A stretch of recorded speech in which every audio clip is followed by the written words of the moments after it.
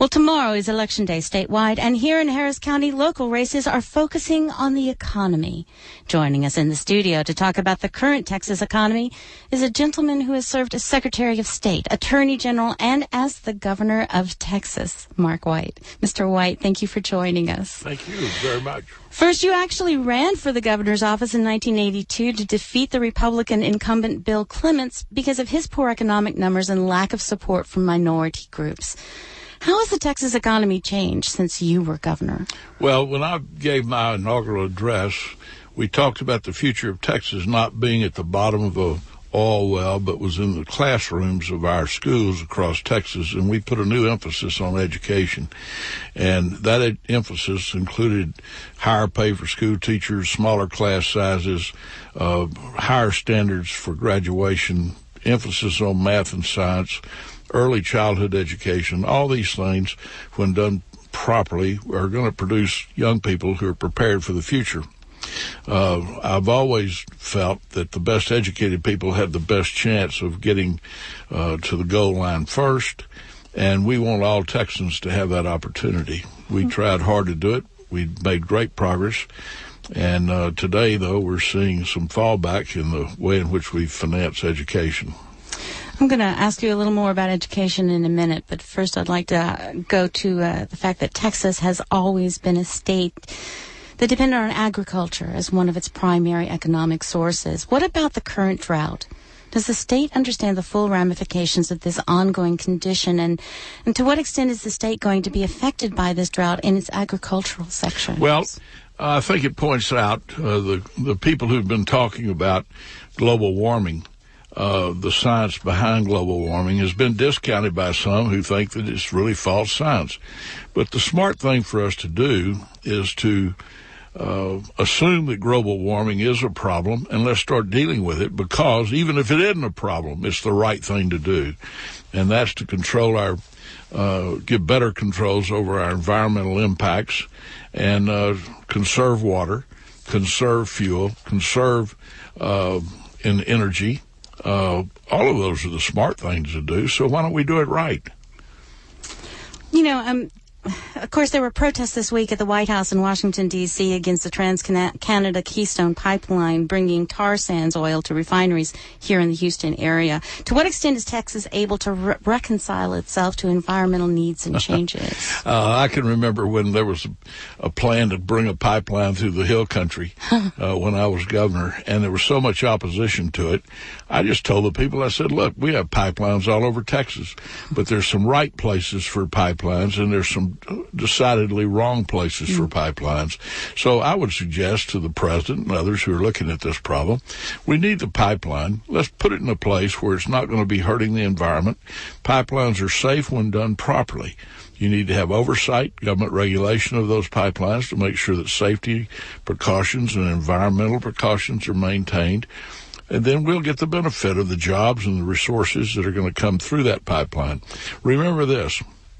We're sending $1 billion a day to the Middle East and other suppliers of foreign oil when we ought to and can be using domestic energy sources for our needs, and also take advantage of green energy. Do what President Obama has been suggesting, and that is invest in green energy, invest in solar, invest in these energies that are alternatives to what we're using today.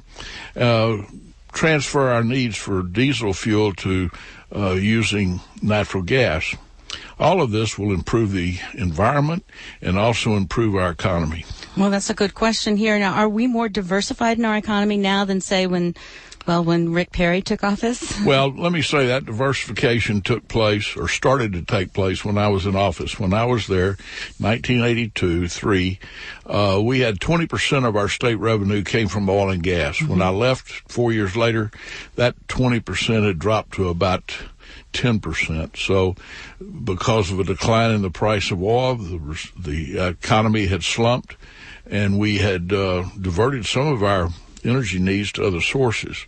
We can still have a vibrant oil and gas industry in this country without ignoring the need for green energy, wind energy, solar energy. Those are all going to be major components in our future.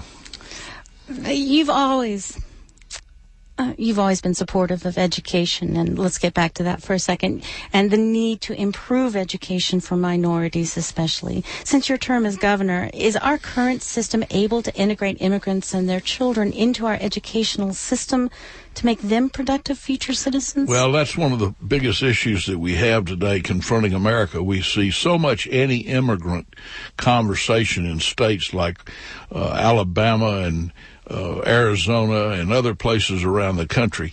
Our country could not well exist today if it weren't for the immigrants who are here, many of whom are not here with papers. They're undocumented.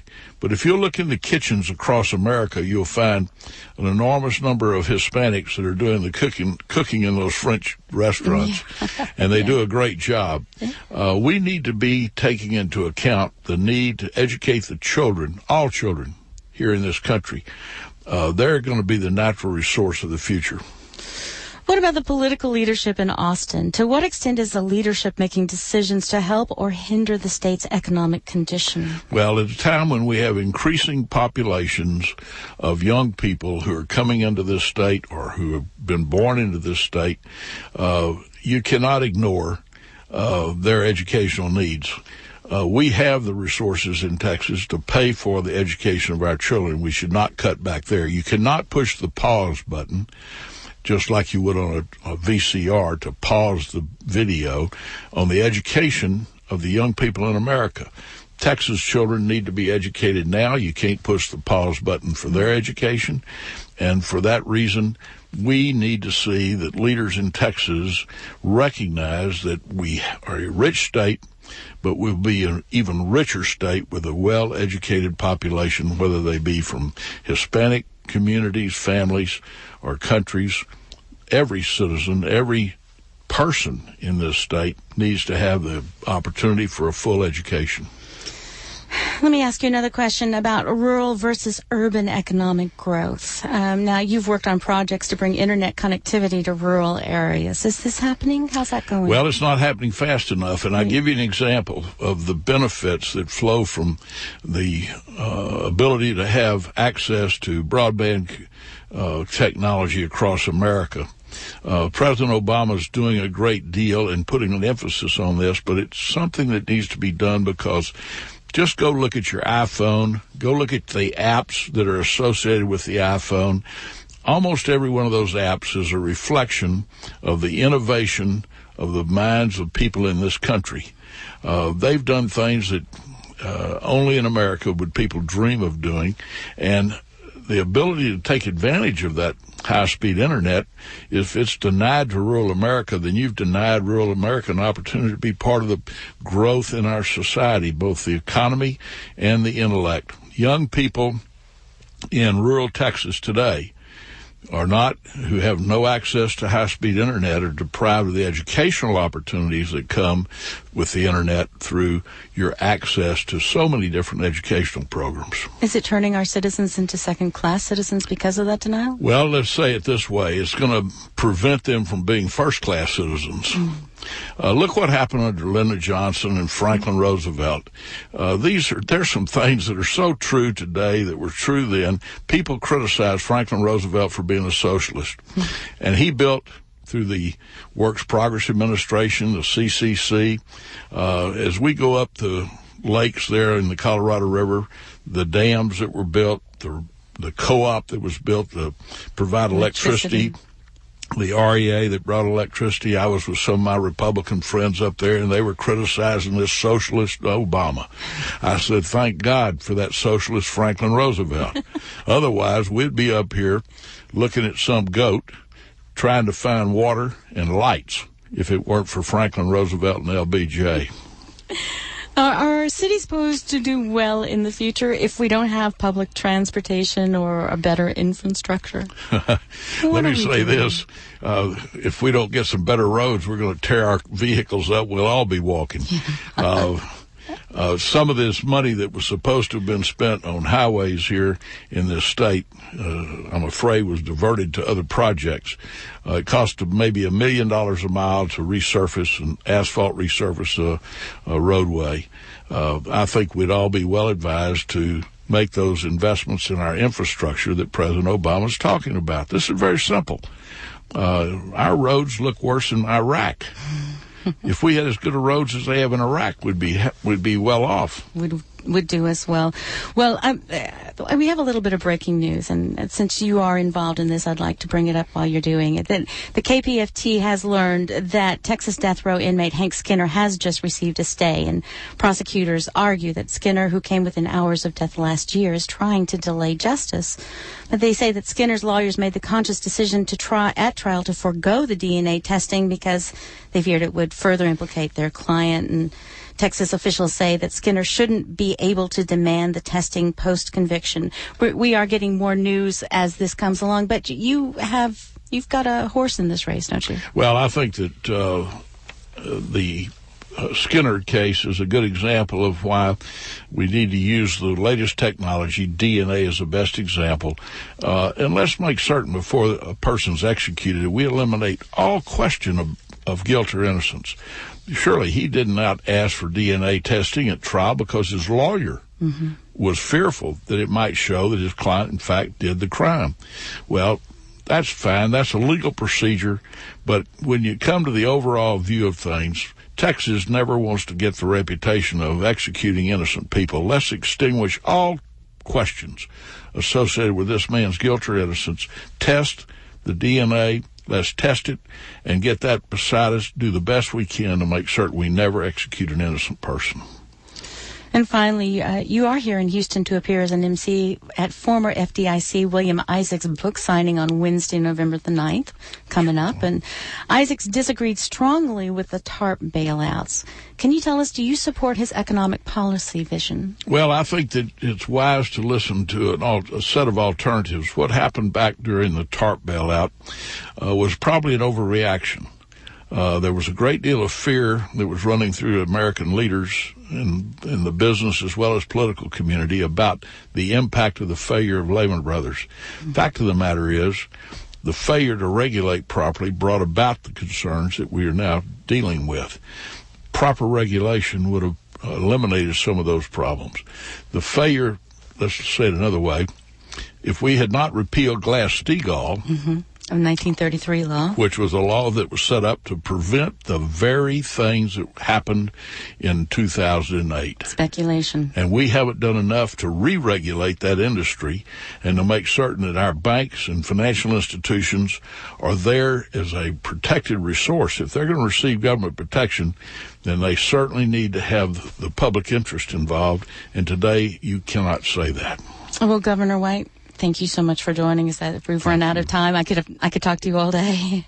You could hear Governor White this Wednesday at the Museum of Fine Arts, second floor, African Gold Gallery at 6 p.m. For more information, you can contact Brazos Bookstore at 713-523-0701 or go to their website at brazosbookstore.com. Thank you so much. Thank you.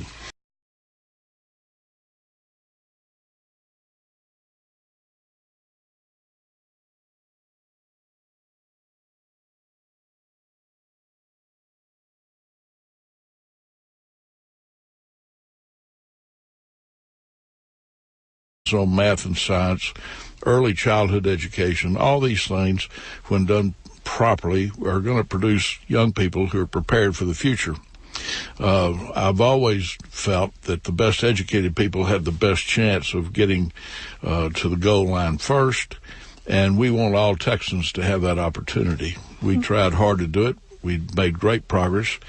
And today, though, we're seeing some fallback in the way in which minority groups. How has the Texas economy changed since you were governor? Well, when I gave my inaugural address, we talked about the future of Texas not being at the bottom of a oil well, but was in the classrooms of our schools across Texas, and we put a new emphasis on education. And that emphasis included higher pay for school teachers, smaller class sizes, higher standards for graduation, emphasis. Well, tomorrow is Election Day statewide, and here in Harris County, local races are focusing on the economy. Joining us in the studio to talk about the current Texas economy is a gentleman who has served as Secretary of State, Attorney General, and as the Governor of Texas, Mark White. Mr. White, thank you for joining us. Thank you very much. First, you actually ran for the governor's office in 1982 to defeat the Republican incumbent Bill Clements because of his poor economic numbers and lack of support. We finance education. I'm going to ask you a little more about education in a minute, but first I'd like to go to the fact that Texas has always been a state that depended on agriculture as one of its primary economic sources. What about the current drought? Does the state understand the full ramifications of this ongoing condition, and to what extent is the state going to be affected by this drought in its agricultural section? Well, I think it points out the people who've been talking about global warming. The science behind global warming has been discounted by some who think that it's really false science. But the smart thing for us to do is to assume that global warming is a problem, and let's start dealing with it, because even if it isn't a problem, it's the right thing to do. And that's to control give better controls over our environmental impacts and conserve water.